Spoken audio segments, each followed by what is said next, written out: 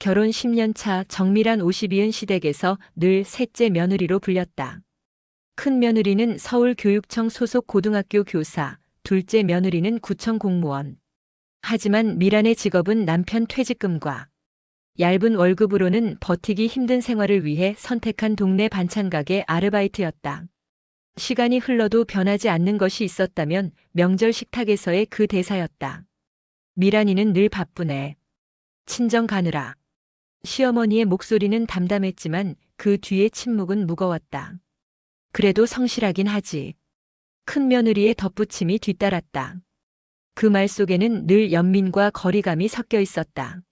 마치 미란이 자신들보다 한 단계 아래의 누군가라는 것을 모두가 알고 있지만 굳이 입에 올리지 않는다는 듯한 그 느낌 말이다. 미란은 웃으며 넘겼다. 큰 소리로 그럼 뭐 어때요? 우리 아이들 대학교 잘 다니잖아요 라며 자조적으로 웃어 넘겼다. 시어머니도 둘째 며느리도 함께 웃었다. 그런데 집에 돌아와 혼자가 되는 순간 마음속에는 오래된 응어리가 다시금 쌓여갔다. 텔레비전을 켜도 귀에 들어오지 않았다. 남편은 이미 깊은 잠에 빠져 있었다. 미라는 어두운 거실에 혼자 앉아 생각했다. 내가 뭐가 부족한 거야? 자식들 다 키워내고 남편 뒷바라지도 하고 친정 부모님도 챙기는데 손가락을 꼽으며 세어본 자신의 역할들. 하지만 어떤 것도 명함 한 줄 만들어내지 못했다. 직책도 자격증도 사람들 앞에서 자랑할 만한 것도 없었다. 그렇게 또 다른 명절을 기다리며 미라는 매일 반찬 가게로 향했다. 문제는 돈 이야기가 나올 때였다. 명절 식탁의 분위기가 밝아질 무렵 시어머니가 갑자기 입을 연다. 이번엔 미란이네가 좀 더 내면 안 되니? 시어머니 생신도 다가오고 가족 회비도 밀렸고 그 뒤로는 손주들 학원비 이야기까지 흘러나왔다. 마치 체크리스트처럼. 옆에 앉은 큰 며느리는 조용히 밥을 떠먹었고 둘째 며느리는 시어머니 등을 토닥였다. 미라는 조심스럽게 입을 열었다. 어머니 죄송한데 이번 달은 조금 힘들어서요. 반찬 가게에서 손님이 줄었거든요. 그 말 한마디. 공기가 달라졌다. 시어머니의 얼굴이 굳었다. 그래? 그럼 어떻게 살려고 그러니? 진호는 모하고 문장은 미완성이었지만 의미는 명확했다. 미라는 늘 핑계를 대는 사람. 부담을 주는 사람. 돈이 없으면서 왜 있는 척하는 건지 모르겠다는 그 눈빛. 집에 돌아온 미라는 침대에 누웠다. 남편 박진호는 아직 안 들어와 있었다. 진호는 중소공장의 기술직이었다. 좋은 직장이라고 생각했던 때도 있었다. 하지만 그 공장도 저 공장도 떠돌며 일했다. 잦은 이직. 그 이유는 간단했다. 급여 체크가 자꾸 밀렸고 상여금이라는 게 거의 나오지 않았다. 퇴직금 따윈 꿈도 못 꿨다. 그렇게 5년, 10년이 흘렀다. 시댁에서도 진호를 믿지 않았다. 진호는 좀 정신 차리지. 미란이가 왜 저렇게까지 고생하냐? 그 말을 들을 때마다 진호는 아무 말도 하지 않았다. 술만 마셨다. 미라는 남편의 침묵을 견디며 또 다른 아르바이트를 알아봤다. 저녁에는 편의점, 주말에는 카페. 돈이 필요했다. 손주들의 학원비, 시어머니의 생신 선물, 가족 회비. 그날 밤 미라는 침대에서 남편을 기다리며 생각했다. 진호는 왜 말이 없지? 왜 나한테만 이 모든 걸 맡기는 걸까? 우리가 뭔가 잘못한 건가? 천장을 바라보며 작은 한숨을 쉬었다. 남편의 발걸음 소리가 현관에서 들렸다. 진호는 역시 아무 말도 하지 않고 침실로 들어왔다. 그리고 미란의 옆에서 등을 돌린 채 누웠다. 미란은 어릴 적부터 사치라는 단어를 알았다. 아니, 정확히 말하면 그것이 무엇인지 몸으로 먼저 배웠다. 초등학교 4학년 어느 날 아버지는 짐을 꾸려 떠났다. 엄마는 일주일을 울었다. 외할머니는 그렇게 미란을 데려와 함께 살기로 결정했다. 공부는 사치야. 그것은 외할머니의 말이 아니었다. 하지만 그 말은 미란 인생을 완전히 지배했다. 월급이 나오는 날 엄마는 대부분을 외할머니에게 드렸다. 집세, 쌀값, 엄마의 건강보험료. 미란의 학용품비는 2차적이었다. 중학교 때 미란이 반 아이들은 다 학원을 간다고 말했을 때 엄마의 얼굴에는 깊은 피로만 남았다. 우리 미란이는 똑똑하니까 학원 없어도 되지. 많은 아이들이 학원 가도 못하잖아. 고등학교 입학식, 미란은 학교 근처 편의점에서 아르바이트를 시작했다. 방과 후 매일, 휴일도 없이. 벌어온 돈은 은행 통장에 모이지 않았다. 모두 집안 생계로 사라졌다. 고등학교 3학년 담임 선생님이 불렀다. 미란이, 넌 대학 갈 생각은 없니? 미란은 웃으며 고개를 저었다. 말할 수 없었다. 엄마의 통장을 알고 있었기 때문이었다. 고등학교 졸업과 동시에 미란은 식당 주방에 들어갔다. 정식 학력은 고졸. 그 두 글자는 50년을 함께했다. 이력서에 쓸 때마다 면접을 볼 때마다 그것이 얼마나 작은 글자인지 느껴야 했다. 결혼 후 시댁에 들어갔을 때 그것이 다시 한번 명확해졌다. 큰 며느리는 대학교 4년 교육대학원 석사까지 했다. 둘째 며느리는 행정고시에 합격했다고 했다. 그리고 미란, 고졸, 반찬가게 아르바이트.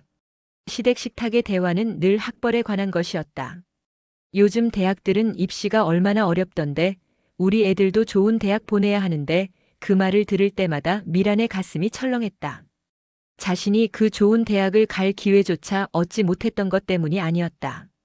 그 기회를 선택하지 못한 자신을 원망했기 때문이었다. 아니, 더 정확히는 그 기회를 잃어버렸다는 생각이 들었기 때문이었다. 침대에 누워 천장을 바라보는 밤. 미라는 생각했다. 내가 만약 부모가 이혼하지 않았으면, 만약 외할머니 집에 안 갔으면, 만약 고등학교 때 일을 안 했으면, 그 가정들은 끝없이 이어졌다. 그리고 각각의 가정 끝에는 다른 미란이 있었다. 대학을 다닌 미란, 안정적인 직업을 가진 미란, 시댁에서 존중받는 미란. 하지만 그녀는 그 다른 미란이 될 수 없었다. 이미 50세가 되어버렸으니까. 그날은 설날이었다. 미란은 전날부터 밤을 새웠다. 떡국 끓일 멸치를 고르고 미역국을 쓰고 소를 준비했다. 손이 부르트러질 때까지. 남편 진호는 아침 일찍 시댁으로 향했고 미란은 그 뒤를 따랐다. 도착하자마자 시어머니가 옆에 붙었다. 이것도 좀 다시 담아. 너무 심심하잖아. 미란이 1시간을 들여 담은 반찬을 보고 하는 말이었다. 점심때가 되자 식탁에 모였다. 큰 며느리는 명품 쇼를 두르고 있었고 둘째 며느리는 해외 출장 얘기를 꺼냈다. 서울 출장 다녀왔는데 요즘 신입들 연봉이 어마어마하더라. 우리 때는 시어머니는 고개를 끄덕이며 웃음을 터뜨렸다. 그리고 미란을 향해 물었다. 미란이는 요즘 반찬 가게는 어때? 장사가 잘 되니? 그 말의 무게는 작았지만 미란이 그동안 쌓아온 것들이 한순간에 폭발했다. 그동안 받아낸 모든 핑계, 모든 무시, 모든 비교. 밥수저를 놨다. 천천히 고개를 들었다. 목소리는 낮았지만 명확했다. 왜 항상 저희만 이해해야 하나요? 그 말 한마디에 숟가락질이 멈춘다. 시어머니의 얼굴이 경직된다. 큰 며느리는 밥을 먹던 입을 다물고 미란을 바라본다. 진호는 재빨리 미란의 팔을 잡는다. 그렇지만 미란은 멈출 수 없었다. 저도 열심히 살아가는데 왜 언제나 저희만 부족하다고 느껴야 하는지, 왜 저희만 양보하고 이해하고 참아야 하는지 정말 모르겠어요. 분위기는 얼어붙었다. 시어머니의 얼굴은 창백해졌다. 둘째 며느리는 조용히 밥을 먹기 시작했다. 큰 며느리는 시어머니를 바라봤다. 그리고 그 눈빛이 말했다. 와, 미란이가 진짜 이런 사람이야. 집에 돌아온 후 미란은 침대에 누웠다. 어안이 벙벙했다. 방금 뭘 한 거야? 정말로 그런 말을 했어? 후회가 밀려왔다. 동시에 오랜만에 통쾌함도 느껴졌다. 하지만 그 통쾌함은 오래가지 않았다. 사흘 뒤 미라는 우연히 알았다. 가족 단톡방에서 자신이 사라져 있었다는 것을. 침묵 속에서 아무의 설명 없이 마치 처음부터 자신이 없었던 것처럼 대화는 계속되고 있었다. 손주들의 학원 일정, 가족 회비, 시어머니의 생일 계획까지. 하지만 미란에게는 알림이 오지 않았다. 그건 분명 누군가가 자신을 빼낸 것이었다. 시어머니일까? 큰 며느리일까? 아니면 시어머니가 큰 며느리에게 시킨 것일까? 미라는 그 단톡방에 다시 들어가지 않기로 했다. 자존심 때문이 아니었다. 그곳에 자신의 자리가 없다는 것을 깨달았기 때문이었다. 그날 밤 미라는 혼자 생각했다. 내가 정말 나쁜 사람인가? 왜 내 목소리를 내는 것만으로도 미움을 받아야 하지? 침대에 누워 천장을 바라보며 미라는 이것이 왕따의 시작이라고 믿게 되었다. 말은 하지 않았지만 자신은 이제 이 가족에게 필요 없는 사람이 되었다고 느꼈다. 이미 오래전부터 그런 시선을 받았겠지만 이제는 그것이 명확해졌다. 드러났다. 숨길 수 없을 정도로. 그날은 미란의 생일이었다. 하지만 미란은 그것을 잊고 있었다. 아니, 잊고 싶었다. 단톡방에서 제외된 지 3주째. 명절 설날의 폭발 이후 단 한 번의 연락도 없었다. 남편 진호도 시어머니도 그 누구도. 그래서 미라는 그날을 평범한 일요일로 만들기로 결정했다. 반찬 가게에서 일을 마치고 퇴근길에 편의점에 들어가 김밥을 하나 사들었다. 그것이 자신의 생일 저녁이 될 거라고 생각했다. 하지만 남편이 문자를 보냈다. 엄마가 시댁에 와달래. 중요한 일이 있다고. 미란의 마음은 철렁했다.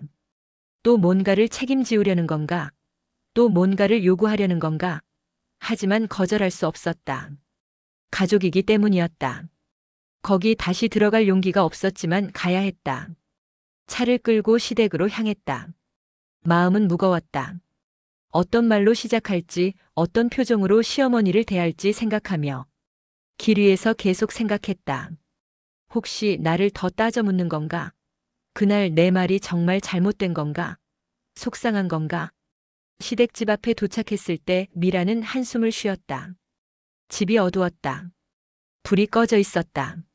그 순간 분노가 밀려왔다. 뭐야, 왜 아무도 없는 거야? 내가 왜 여기 와야 하는 거야?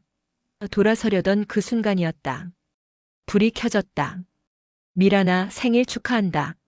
심장이 철렁했다. 식탁 위에는 소박하지만 정성 가득한 음식들이 놓여 있었다. 반찬 가게의 화려한 반찬들이 아니었다. 시어머니의 손으로 만든 것 같은 육수에 떠있는 떡국, 고등어 구이, 계란말이. 옆에는 슈크림 케이크가 있었다. 그것도 손수 만든 것으로 보였다. 글쓰기가 조금 울퉁불퉁했지만 거기에는 명확하게 쓰여 있었다. 미란 생일 축하합니다. 52세. 그리고 그 옆에는 편지가 놓여 있었다. 시어머니의 글씨였다. 미란아. 우리 집에 와서 10년을 열심히 살아줬다. 때론 내가 너를 충분히 사랑해주지 못했을 수도 있다. 하지만 엄마가 다 알고 있었단다. 너의 힘든 것, 너의 외로움, 너의 눈물. 엄마가 당신을 존경한다. 미안하다. 그리고 고맙다. 미라는 그 편지를 읽으며 울음이 터져 나왔다. 옆에서 시어머니가 손수건을 내밀었다. 둘째 며느리가 미란의 손을 잡았다. 큰 며느리는 뒤쪽에서 조용히 고개를 끄덕이고 있었다. 진호는 부족한 부분을 채우려는 듯 옆에 서 있었다. 우리가 너를 너무 많이 외톨이로 만들었구나. 미안해, 미란아. 이게 너한테 줄 수 있는 가장 정성스러운 생일이 되길 원했어. 시어머니의 목소리가 떨리고 있었다. 미라는 그제야 깨달았다.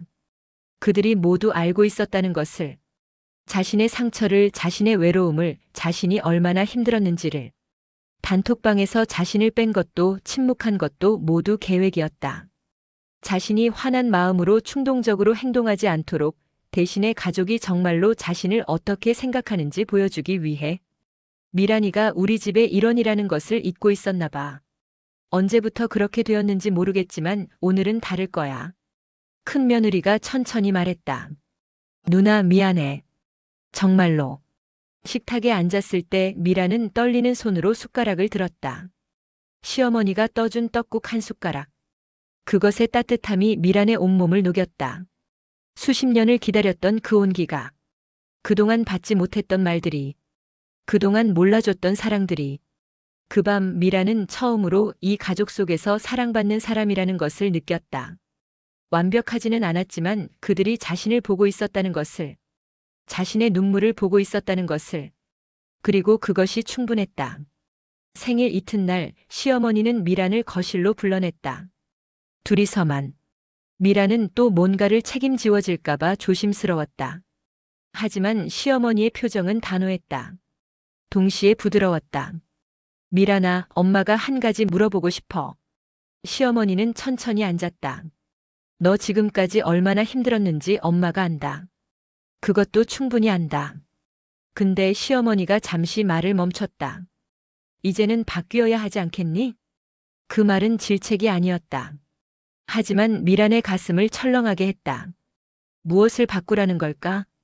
엄마가 말하는 거 아니야. 네가 너 자신을 바꿔야 한다는 거야. 지금까지 미란이가 남들을 탓하는 거 엄마가 봤어. 형부 탓, 시댁 탓, 친정 탓. 미란은 말을 못했다. 그 말들이 모두 사실이었기 때문이었다. 근데 미란아, 네가 50살이 되면서 깨달아야 할 게 있어. 넌 더 이상 피해자가 아니라는 거야. 이제는 네가 선택할 수 있는 사람이라는 거 말이야. 눈물이 핑 돌았다. 그 말 한마디가 미란의 모든 것을 바꿔놨다. 자신이 피해자라고 생각했던 모든 시간들. 그것이 사실이었을 수도 있지만 동시에 그 속에서 자신도 누군가를 상처 줬을지도 모른다는 생각이 들었다. 그래서 시어머니가 다시 입을 열었다. 가족들이 상의했어. 미란이와 진호를 위해서 뭘 해줄 수 있을까 하면서 우리가 할 수 있는 게 뭔지 생각했어. 저녁 식탁에는 가족이 모였다.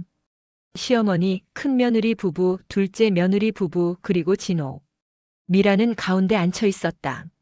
마치 무언가 중요한 일을 앞두고 있는 사람처럼. 큰며느리가 먼저 입을 열었다. 미란 누나, 우리가 생각해봤어. 누나랑 형이 지금 처한 상황 말이야. 계속 아르바이트 하다가는 안 될 것 같았어. 그리고 그들의 제안이 나왔다. 작은 가게를 시작할 기회. 자본금 일부와 운영 상담을 제공하겠다는 것. 어쩌면 초라해 보일 수도 있는 제안이었지만 미란에게는 천국 같은 말씀이었다. 하지만 조건이 있었다. 시어머니가 다시 말을 꺼냈다. 근데 조건이 하나 있어. 이번엔 누구 탓도 하지 말고 스스로 책임질 거야. 잘 되든 안 되든 그건 너희가 만드는 거야. 엄마나 언니들이나 형부나 남편이나 아무도 탓하지 말고. 오직 너희 책임이야. 알겠니? 미라는 그 말을 듣고 한참을 생각했다. 지금까지 자신은 모든 게 남 탓이었다. 남편이 일을 못해서, 시댁이 자신을 무시해서, 친정이 자신을 버려서. 그 모든 것들이 사실이었을 수도 있다. 하지만 그 속에서 자신은 뭘 했을까? 자신은 정말로 최선을 다했을까? 알겠습니다. 미란의 목소리는 떨리고 있었다. 그 밤 미란은 침대에 누워 생각했다. 처음으로 자신의 인생을 정말로 마주하는 것 같았다. 가난이 핑계일 수 있다는 것을, 시어머니가 핑계일 수 있다는 것을, 남편이 핑계일 수 있다는 것을, 그 모든 것이 사실일지도 모르지만 동시에 그것이 자신을 성장시키지 못하게 한 벽이 되어버렸다는 것을 미라는 결심했다. 이제는 달라질 거라고. 이제는 자신이 만드는 인생이 되어야 한다고. 50살의 미란이 진짜 어른이 되어야 한다고. 다음 날 아침 미라는 처음으로 남편과 진지하게 앉았다. 진호, 우리가 바뀌어야 할 것 같아. 지금까지 뭔가를 남 탓만 하고 있었는데 이제는 우리가 책임져야 해. 진호의 얼굴도 조금씩 변했다.